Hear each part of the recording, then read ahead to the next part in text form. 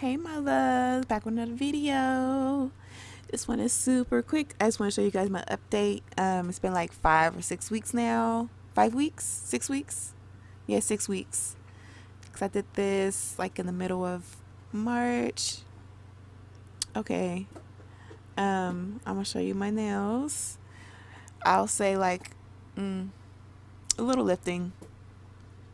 This one had a little lifting. Right before I recorded, I hit my nails, so you can kind of see the lifting on there with this one.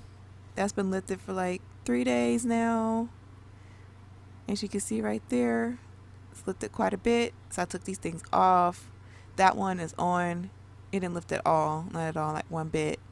That one didn't either. And my pinky, it got smashed in something, so I had to cut it because it hurt really bad.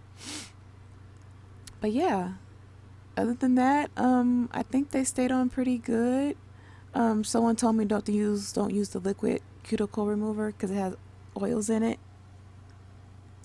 So other than that, I'm gonna try these again really soon to see how they last and everything like that.